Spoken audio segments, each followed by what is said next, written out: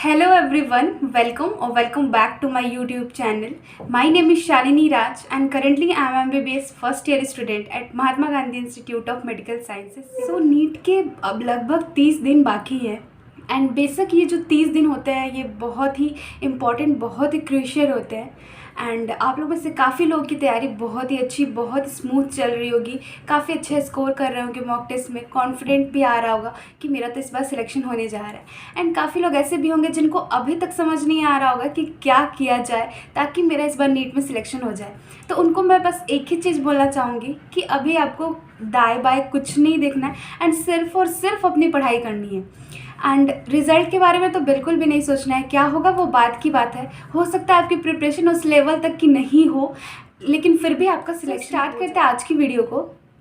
आज की वीडियो के थंबनेल से आप समझ गए होंगे कि ये वाला वीडियो किस टॉपिक पे रहने वाला है। लास्ट के 30 दिन ही बाकी हैं एंड बहुत सारे लोग पूछ रहे हैं कि आपने 30 दिनों में कैसी प्रिपरेशन की थी, अपनी क्या स्ट्रैटेजी रखी थी तीनों सब्जेक्ट को रिवाइज़ करने की। यही सारी चीज़ें मैं आपको इस वीडियो में शेयर करने वाली हूँ कि मैंने फिजिक्स, केमिस्ट्री, बायोलॉजी को कैसे revise. I know many of you are struggling to remember the whole NCERT book and इतना आसान भी नहीं होता पूरी एनसीईआरटी के सारे लाइंस को याद करना। So here is the solution. ये जो एप्लीकेशन आपको दिख रहा है मेमो नीट एप्लीकेशन, काफ़ी अच्छी एप्लीकेशन है। मतलब ये टू द पॉइंट एनसीईआरटी ही है। यहाँ पे आपको सारे क्वेश्चन एनसीईआरटी बेस्ड ही मिलेंगे। इसका जो फुल लेंथ मॉक टेस्ट है या फिर पार्ट टेस्ट वाला या सब्जेक्ट वाइज जो मॉक टेस्ट है वो फुल्ली एनसीईआरटी बेस्ड ही है। इसका जो बायोलॉजी, केमिस्ट्री और फिजिक्स का सेक्शन है, जब आप इसके क्वेश्चन देखोगे तीनों सेक्शन के तो वो भी फुल्ली एनसीईआरटी बेस्ड ही आपको देखने को मिलेगा। फिजिक्स में आपको यहाँ पे स्पेसिफिकली आपको एक सेक्शन दिया जाएगा जो कि फुल्ली वहाँ पे आपको सारे फार्मूलाज रहेंगे। मतलब जितने भी फिजिक्स के फार्मूला है वो सारा अलग से एक सेक्शन में आपको दिख जाएगा जहाँ से आप ईजिली फार्मूला को याद कर सकते हो। याद कर लोगे उसके बाद आपको उसके फार्मूला पे बेस्ड क्वेश्चन भी सॉल्व कराए जाएंगे ताकि आप उसको जल्दी और बहुत ही अच्छे तरीके से इफेक्टिवली याद कर लो। एंड इसमें आपको लेक्चर भी मिल जाएगा फिजिक्स में इंपॉर्टेंट कॉन्सेप्ट पे, ताकि आप सारे इंपॉर्टेंट कॉन्सेप्ट को अच्छे तरीके से सीख पाओ, उस पर क्वेश्चन सॉल्व कर पाओ। एसेशन रीजन वाले क्वेश्चन भी आपको देखने को मिल जाएगा इस पर। फिल इन द ब्लैंक्स वाले, जम्बल्ड वर्ड वाले या फिर मैच द फॉलोइंग क्वेश्चन भी काफ़ी पूछे जाते हैं तो वो भी आपको इस पर देखने को मिलेगा। स्टेटमेंट वाले क्वेश्चन भी आते हैं नीट के एग्ज़ाम में, वो वाले क्वेश्चन भी आपको इस पे मिल जाएंगे। एंड सबसे अच्छी बात है कि आपको इस पे ना सारे क्वेश्चंस के डिटेल सॉल्यूशन मिलेंगे एंड डिटेल सॉल्यूशन के साथ साथ उसका वीडियो लेक्चर भी मिल जाएगा अगर कोई क्वेश्चन आप गलत कर देते हो तो। एंड आपको ये भी बताया जाएगा कि वो जो क्वेश्चन है उस क्वेश्चन में मतलब किस कॉन्सेप्ट पे वह क्वेश्चन दिया गया है, ताकि आप उस कॉन्सेप्ट को जाके पढ़ के उसको अच्छे से आप बना पाओ, उस क्वेश्चन को अच्छे से सॉल्व कर पाओ। यहाँ पे बायोलॉजी वाला जो सेक्शन है वो तो इतना अच्छा है कि आपको इसमें एनसीईआरटी का जो बायोलॉजी का बुक है उसके हर लाइन से आपको क्वेश्चन इस ऐप पे आपको देखने को मिलेगा। मतलब आपकी एनसीईआरटी बायोलॉजी पूरी की पूरी रिवाइज हो जाएगी अगर आप इस एप्लीकेशन को लेके इससे क्वेश्चन प्रैक्टिस करोगे तो। और क्वेश्चन जब आप बायोलॉजी में सॉल्व करोगे ना तो आपको ये भी बताया जाएगा कि वो जो पर्टिकुलरली जो क्वेश्चन है वो बायोलॉजी एनसीईआरटी के किस लाइन से लिया गया है, ताकि आप उसको जाके देख सको। केमिस्ट्री की बात करें तो केमिस्ट्री में तो आपको यहाँ पे सारे name reactions class 11th and 12th के अलग से सेक्शन बनाए हुए हैं सारे नेम रिएक्शन के, जहाँ पे आप इजीली सारे नेम रिएक्शन को जाके याद कर सकते हो। आपको बनाने की भी ज़रूरत नहीं पड़ेगी पेज पे, यहाँ पे ऐसा सेक्शन ही बनाया हुआ है। एंड जो क्वेश्चन है केमिस्ट्री के वो भी काफ़ी अच्छे हैं, फुल्ली एनसीईआरटी बेस्ड क्वेश्चन है एंड डिटेल सॉल्यूशन भी साथ ही साथ दिया हुआ है। एंड केमिस्ट्री के भी फिजिकल वाले पार्ट के सारे फार्मूला इस ऐप पे दिए हुए। अगर आप इस पे कोई भी सब्सक्रिप्शन लेना चाहते होंगे तो मेरा कूपन कोड यूज़ कर लेना Shalini25, then you will get flat 300 off on all the subscription. And इस ऐप को डाउनलोड करने के लिए आप इस वीडियो के डिस्क्रिप्शन बॉक्स को चेक करोगे तो वहाँ पे आपको लिंक भी मिल जाएगा इस ऐप को डाउनलोड करने के लिए। सो चेक कर लो एक बार, काफ़ी आपको हेल्प मिलेगी इस ऐप से नीट 2023 में। और हाँ, ये एप्लीकेशन हिंदी मीडियम में भी अवेलेबल है, तो हिंदी मीडियम वाले बच्चों को घबराने की ज़रूरत नहीं है। आप भी इस एप्लीकेशन को लेके अपनी नीट की प्रिपरेशन बहुत ही अच्छे तरीके से कर सकते हैं, तो एक बार आप भी चेक कर लेना। सबसे पहले बात करते हैं बायोलॉजी की, कि बायोलॉजी को मैं कैसे रिविज़न करती थी, कैसे लास्ट के 30 दिनों में मैंने इसको प्रिपेयर किया। सो बायोलॉजी के लिए मेरा क्या था कि 30 दिन जब बचे थे नीट के, तो मेरे तीनों सब्जेक्ट के सिलेबस मेरे कंप्लीट हो चुके थे। सो बायोलॉजी भी मेरा पूरी तरह 11th एंड 12th का कंप्लीट था। मैं बस रिवीजन करती थी बायोलॉजी का। तो जैसे कि दिन का कोई भी 2-3-4 घंटा मैं रखती थी, किसी दिन 3 घंटे, किसी दिन 4 घंटे, ऐसे मैं रिवीजन पे दिया करती थी बायोलॉजी को। एंड रिवीजन में मैं क्या करती थी कि मेरा जो एनसीईआरटी बुक था, मैं उसी से रिवाइज करती थी। मैं सिर्फ और सिर्फ एनसीईआरटी ही बुक पढ़ती थी बायोलॉजी में, उसके अलावा मैं कोई नोट्स या फिर कोई मॉड्यूल नहीं करती थी। सो एनसीईआरटी का जो बायोलॉजी का बुक है, उसमें मैंने सबसे पहले तो जब मैं शुरू में ही उसको जब पढ़ रही थी, तो मैंने उसमें सारे पॉइंट्स हाईलाइट किए हुए थे।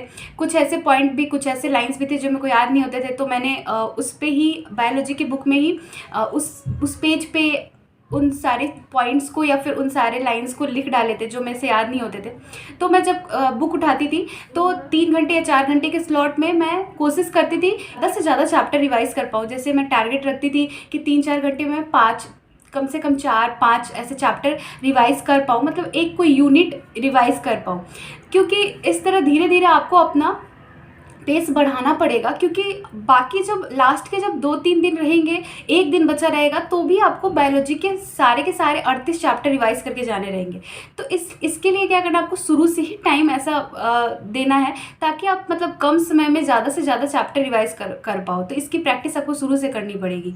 इसलिए आप ऐसा टाइम अपना फिक्स करो कि मेरे को 4 घंटे 5 घंटे में कम से कम 5-6 चैप्टर रिविज़न पे डालने हैं। एंड धीरे धीरे इस टाइम को कम करो, लाइक चैप्टर्स बढ़ाओ। जैसे 5-6 घंटे में आप कोशिश करो कि 6-7-8 चैप्टर्स ऐसे रिवीजन कर सको, ताकि आप बाद में जाओगे ना, लास्ट का जब 1-2 दिन रहेगा, तो भी आप सारे चैप्टर्स को कम समय में रिवीजन करके एग्ज़ाम देने जा सको।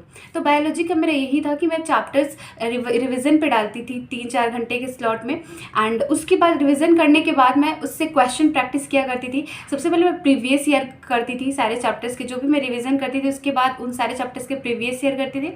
फिर जो मॉक टेस्ट के ऐसे क्वेश्चन रहते थे जो उस पर्टिकुलर चैप्टर से मेरे गलत हो गए रहते थे पहले वाले मॉक टेस्ट पेपर के, मैं उनको सॉल्व करती थी, उनको देखती थी। तो इस तरह मैं बायोलॉजी को लास्ट के 30 डेज में प्रिपेयर किया करती थी।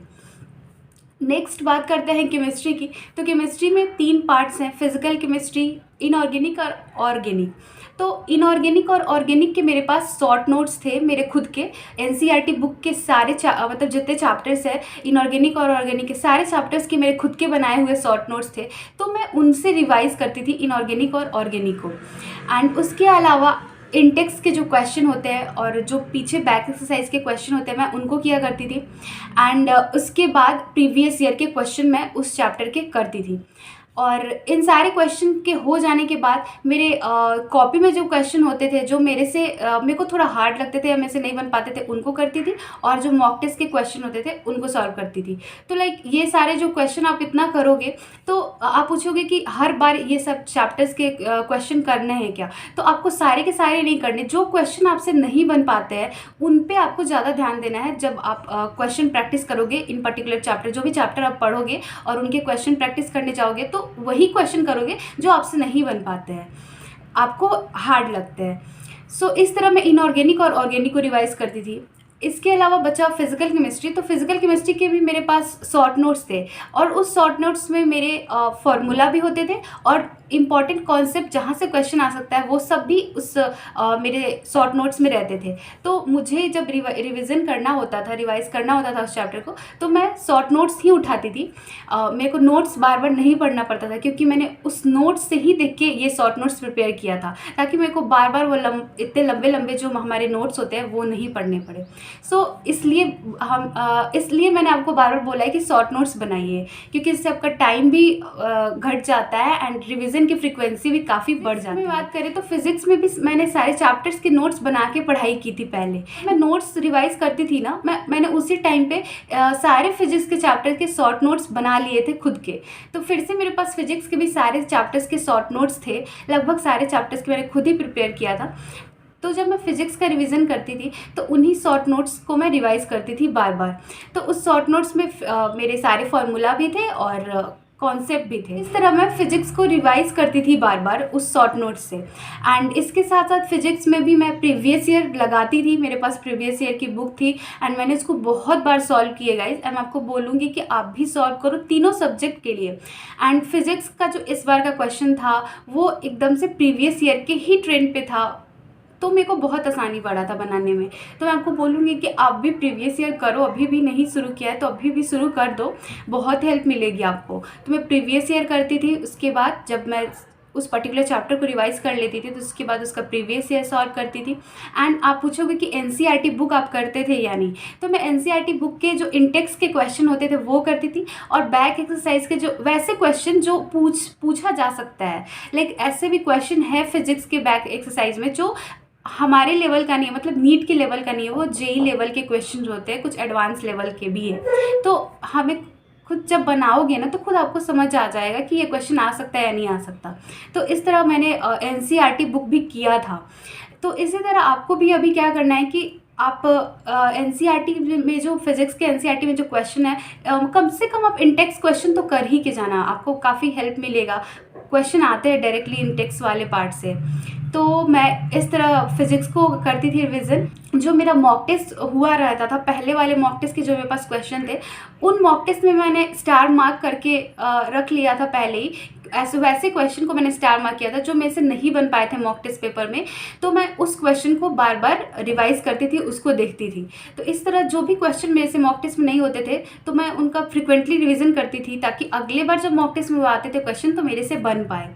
तो फिजिक्स को भी मैं इसी तरह मैंने 30 दिन पूरे इसी तरह रिवीजन किया है। जब लास्ट का 2-3 दिन बचा हुआ था नीट के एग्जाम में, तो भी मैंने सारे शॉर्ट नोट्स रिवाइज किए थे उस टाइम पे। एंड शॉर्ट नोट्स से आप जब रिवीजन करोगे तो आपका बहुत जल्दी रिवाइज होगा। अभी आपको शायद टाइम लग सकता है जब आप लेके बैठो तो, लेकिन जब आप धीरे धीरे डेली का डेली पढ़ोगे उनको तो आपको धीरे धीरे टाइम भी कम लगेगा एंड रिविज़न ज़्यादा होगा, ज़्यादा चैप्टर्स का होगा। तो अभी से ही टाइम दीजिए, इस तरह आप करके देखिए रिवीजन, आपको काफ़ी ज़्यादा हेल्प मिलेगी। आप लोग भी अभी शॉर्ट नोट्स पे ज़्यादा फोकस करिए, इससे रिवीजन करने की कोशिश करिए। नोट्स से आप रिवीजन करिएगा तो शायद आपको ज़्यादा टाइम लगेगा, इसलिए सारे चैप्टर के शॉर्ट नोट्स आप खुद के बना लीजिए अगर अभी नहीं बनाया है तो। अगर नहीं बनाया है, बनाने का मन भी नहीं है, तो फिर आपको कहीं से मिल भी जाएगा। लाइक मेरे टेलीग्राम चैनल पे भी आपको कुछ चैप्टर्स के शॉर्ट नोट्स मिल जाएंगे। मैं कोशिश कर रही थी कि मैं सारे चैप्टर्स के आपको दे पाऊँ, लेकिन मैं हॉस्टल में हूँ यहाँ पे, मेरे पास सारे नोट्स अभी हैं नहीं, मेरे घर पे है। तो मैंने कुछ मंगाया घर से, मेरी बहन ने भेजा था, मैंने बोला था उसको तो, एंड कुछ नहीं मिल पाए। जो जितने मिले मैंने तो शेयर कर दिया है, एंड कुछ और भी है जो मैं आपको भी शेयर कर दूँगी। सो टेलीग्राम चैनल ज्वाइन कर लीजिएगा, वहाँ पर आपको कुछ चैप्टर के शॉर्ट नोट्स मिल जाएंगे। एंड केमिस्ट्री के आपको NCERT line by line question भी मिल जाएगा इनऑर्गेनिक वाले पार्ट का, जितना मेरे पास था उतना मैंने शेयर कर दिया है उस पर, तो वो भी आपको मिल जाएगा वहाँ से। तो इसी तरह मैं रिवीजन करती थी तीनों फिजिक्स केमिस्ट्री एंड बायोलॉजी के पार्ट को, एंड ईजिली सारे सब्जेक्ट को बहुत ही अच्छे तरीके से रिवाइज करके आप अपने नीट एग्ज़ाम में बहुत ही अच्छा कर सकते हैं। सो और भी आप कुछ पूछना चाहते होंगे मुझसे तो कमेंट सेक्शन में पूछ सकते हैं।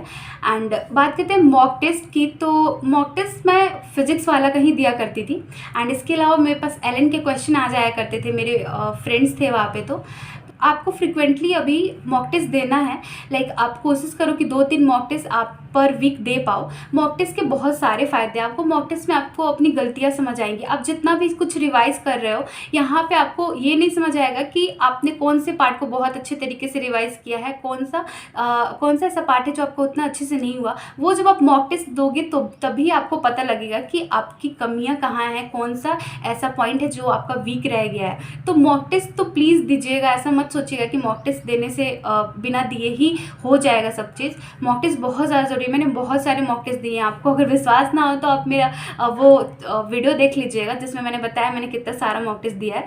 वो वाली वीडियो का लिंक मैं इसके डिस्क्रिप्शन बॉक्स में डाल दूँगी। तो मॉक टेस्ट प्लीज़ देना और कोशिश करना कि मॉक टेस्ट को आप बहुत ही अच्छे तरीके से एनालाइज करो एंड उस पर वर्क करो। अगर आप मॉक टेस्ट देते हो और उसको एनालाइज एंड उस पर वर्क नहीं करोगे तो फिर वो ज़ीरो हो जाएगा, आपका मॉक टेस्ट का कोई वैल्यू नहीं रहेगा। सो मॉक टेस्ट देने की कोशिश करिए एंड खूब सारा रिवीजन करिए। 2 ही चीज़ तो आपको करनी है अभी लास्ट के 30 दिन में। एंड हैप्पी रहिए, अपने माइंड को एकदम फ्री रखिए थोड़ा सा, एंड थोड़ा सा अपने माइंड के कंडीशन पे भी काम करिए। एंड आपको मैं नेक्स्ट जो वीडियो होगा बहुत ज़्यादा इंपॉर्टेंट होगा, क्योंकि मैं उसमें आपको बताने वाली हूँ कि मेरे जो 30 दिन थे ना, ठीक है, मैंने उसे बहुत ही अच्छे तरीके से पढ़ाई करने की कोशिश की, लेकिन चीज़ें मैं आपसे शेयर करना चाहूँगी। जो चीज़ मेरे साथ कुछ इंसिडेंट हुए थे लास्ट के 30 दिनों में, जो आपको भी जानना चाहिए। एंड मुझे लगता है कि काफ़ी ऐसे लोग होंगे जो इस चीज़ को अभी शायद फेस कर रहे हो जो मैंने फेस किया था। सो नेक्स्ट वीडियो उसी टॉपिक पे रहेगा, काफ़ी इंपॉर्टेंट रहेगा आपके लिए। तो मेक श्योर कि आप इस चैनल को सब्सक्राइब कर लीजिए ताकि आपको सारे वीडियोस के नोटिफिकेशन मिल सके। सो मिलते हैं नेक्स्ट वीडियो में, तो अच्छे से प्रिपेयर करते रहिए। एंड कोई भी डाउट हो तो मुझसे कमेंट सेक्शन में पूछ लीजिएगा।